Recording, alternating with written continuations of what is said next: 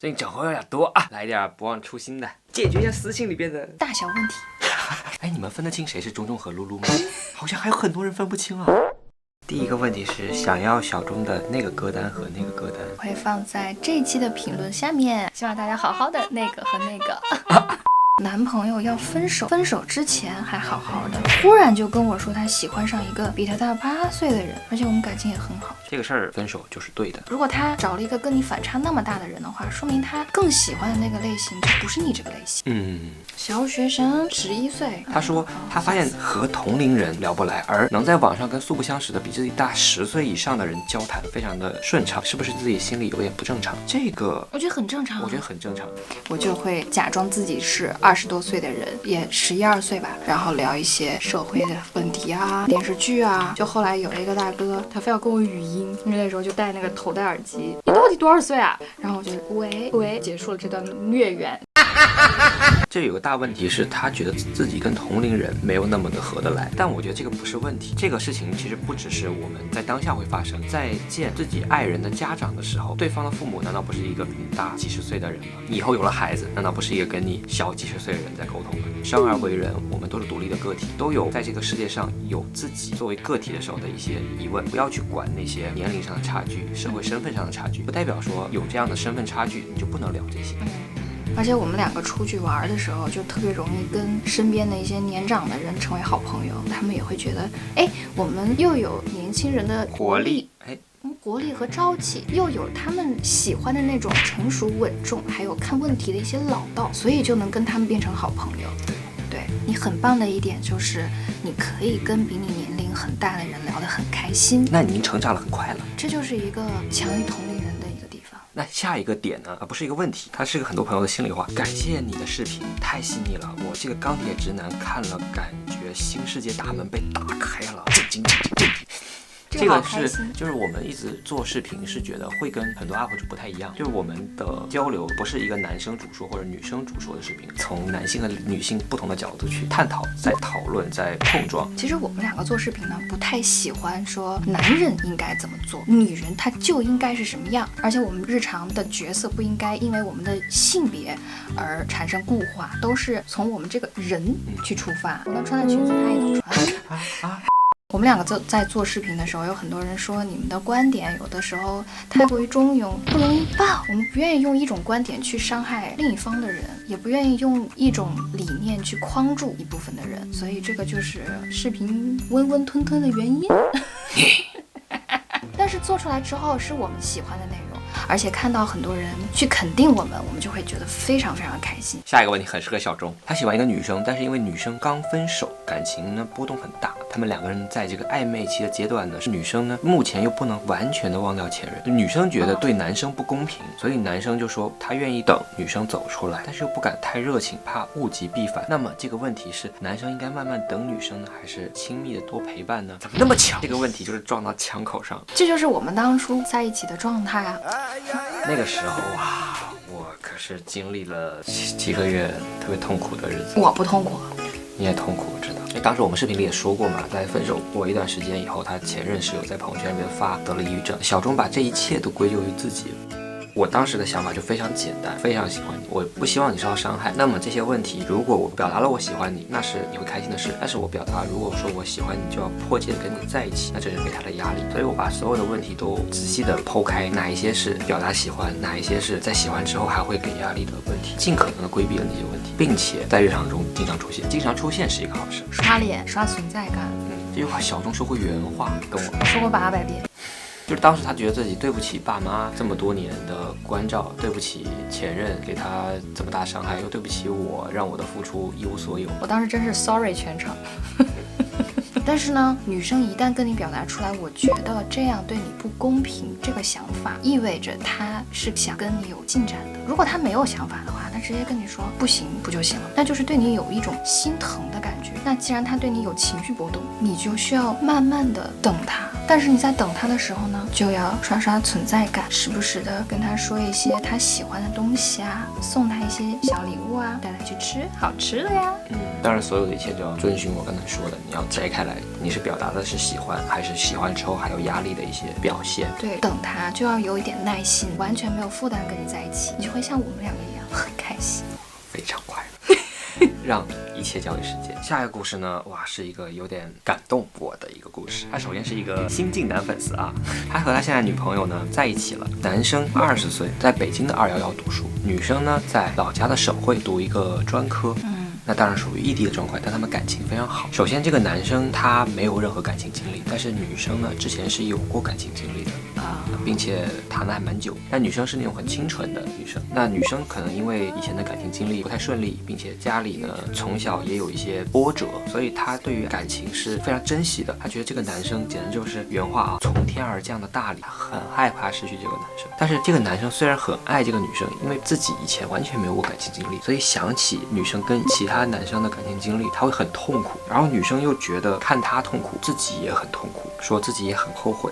这个男生现在就不知道该怎么办。他一边很爱她，一边又很记挂女生过往的感情经历。甚至女生都说过一句什么话，他知道他们未来可能走不到一起，男生不要太有压力。男生就说真的是他心疼到想哭。女生也不需要这个男生为她做什么承诺，她只想好好的珍惜现在这个当下。这个故事我真的首先看完之后很感动。当然呢，我们毕竟是一个感情的过来人嘛，知道说这样的感情在男生临近毕业的时候就是很大概率会是分手季。而且同时这个男生呢很在意女生过往的感情经历，因为我们之前老说感情是要创造两个人共同的回忆，并且呢共同成长，创造未来。所以呢，既然我们客观上能够预见这个问题，毕业的时候会面临到分手，因为就业人脉成长都轨迹完全不同的情况下，那如果你想要跟他在一起，所以我说你要从当下就此刻就要开始规划未来。首先一个大问题是他从老家来北京跟你一起当北漂，还是回到你们的老家一起去奋斗？要离开自己现在的地方的人是不是有所准备，这很重要。如果说这个问题你不好好思考的话，只是把时间用来享受你们两个的甜蜜，那这个甜蜜终究会被现实打败。你需要去跟你的前辈聊一些求职毕业的问题，你需要跟你的导师聊聊你的职业规划，要不要考研啊？对，各种问题。套用一句互联网词啊，格局要大。这每一步的发展是可以两个人相互讨论，这样你们感情又会加深，就更好了。加油！这也是好问题啊！你们会在重要节日送对方什么礼物？现在送礼物都是一个技术活了，手工做的呢也送过，就会怕对方觉得你不愿意花钱太小气，但是又不知道该买啥，因为现在人也都啥都不缺。有没有什么建议或者小心机？这个东西，我们两个其实在过节的时候基本都不送对方礼物，因为日常看对方喜欢什么就送他喽。这个是我们刚拆的盲盒。这个猪它叫噜噜啊，噜噜啊！哎呀，就几10块钱的快乐啊！因为这个问题呢，确实也很困扰我们两个。一开始的时候，就是当我看到一个好看的东西、很有意思的东西，哪怕只是一个马克杯、一个水杯，我就会买来送给他。或者说我只是去便利店看到新出的一个口味的糖，比如说 QQ 可乐糖，他就很开心。如果不差钱的话，那无所谓，你送什么都可以。但是如果你在日常生活中送礼物是走这种心机挂的，我觉得建议是把它融在你的日常的各个小细节。其实不必要把送礼当成特别有仪式感的那件事情。它是商家给你的一个消费主义陷阱，你一旦有了仪式感，你就要去消费吧。什么口红是仪式感啦，花儿也是仪式感啦，一步步的就人家就设个套，就你就往里跳。所以我们应该怎么做呢？跳出这个陷阱，把这个仪式感融入到生活里面去，而不是说一个一个的节日里面去。为什么现在节日越来越多，都过不过来了？我们昨天出去逛街，清明节都有卖花的了，再往下，清明节都要变成节日，什么东西啊？所以说，不要被这种消费主义陷阱的词汇去禁锢你的生活。这段对话建议拉你的对象过来一起看。对，仪式感是你们两个给对方营造的共同的美好回忆，而不是说我用商家制造的这种陷阱去满足对方的这种心理啊。生日礼物另说哈，因为这就是这个人他特殊的日子。有一个问说，老中老陆能不能给大学生一些建议？大学生最有朝气、最有可能性、无限可能的一个群体，不要被网上所有的成功学、经验、鸡汤洗了脑，框限你的未来。还有一个非常重要的点哈，不要看你旁边、你身边人怎么样，不要给自己制造特别大的焦虑。别人过的是别人的日子，你过的是你的日子。只要你有朝气，每天积极向上，好好上课，好好学习，你千万不要比较，把你所有的精力投入在你的热爱上面，就这样。对，时间绝对不会辜负你。这个女生发的问题啊，让我看了我就觉得很心疼这个姐妹。她呢在说她跟这个男生复合了，那在复合之前呢，这个男生1个月没有重要的事儿就别找我了，我想自己休息一下。男生在说这句话的前一天，他玩消失啊，发消息也不回，晚上打电话过去呢，他语气还很凶，然后这个女生就很冲动的就把他给删了。删了之后，这个男生也完全没有动作，没有信息，也没有电话，也没有加回来，还是第2天这个女生厚着脸皮加回来的，因为要拿回自己的东西。这个男生就把这个东西放在宿舍大门角落里，就见一面都不见，好不容易找了个借口见到了，一脸的不耐烦，还极度的不开心。然后这个姐妹呢就说她很确定没有被 PUA， 在相处的时候她有鼓励她，有夸她，我也会在她辛苦的时候说你辛苦啦这样的话。但是这个姐妹还说啊，情侣之间做的事情她都没有对我做过，送花、买饭到宿舍、陪我去看病，在我生病的时候问候一下都没有，但是她对其他女生都做过。而且这个姐妹就很怀疑自己，说有什么好的方式让我改掉那烦人的性格，还有改掉对待他人不正确的方式。我就越来越生气，我以为血压上来了。朋友啊，怎么就非得从自己身上找出点原因来呢？气死我！从根儿上来说，就是很多家长他的教育，小孩犯了错误，就是让你先从自己身上找原因，以至于长大了之后，你无论发生什么事儿，你就第一时间想，我是不是我错了，我做的哪儿不对？就这个男的呀，他带别的女生去逛街，在你生病的时候，连句安慰的话都没有，还不，我的天哪，就差往你脸上扔一句话，就是我不喜欢你，快消失吧。怎么就值得你发这么长的私信来找我们问你问是不是你有什么问题？这个事情我可以斩钉截铁的说，你没错，这个男的呀就是个渣渣。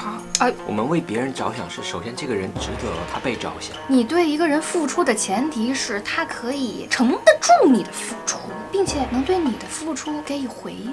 我们没有谁欠谁的，对方的好与不好都是应该自己承受的，反之亦然。如果这个人没有在帮你成长，没有在帮助你，这个感情就是不要也罢。而且你也说了嘛，你已经为他改变了很多，但是你的改变并没有唤起他对你的爱，反而变本加厉，蹬鼻子上脸。这叫癞蛤蟆趴你的脚面上，它不咬人，它恶心人啊！教科书级的渣男模板，但其实你们怎么看呢？你自己非常的不舒服，那说明你们俩根本就不合适。真正合适的人，你跟他在一起，每天都是都会克制不住的傻笑，对方做的每一件事，在你心里都会觉得哇，好可爱，好棒，而不是说你战战兢兢的、如履薄冰的去做一些讨好他的事情，去试探他的反应到底是快不快乐。我觉得这样的感情真的是不要再让他继续了，快跑！那好，这些回粉丝大小问就到这里结束了。我们小红书别忘了转评赞，特别是赞哦，要赞很重要。如果你有任何的问题，都可以在私信里面问我们，或者在评论里面也可以让大家帮你一起解决。那我们是反对传统感情观的中中，大家下期再见。ciao。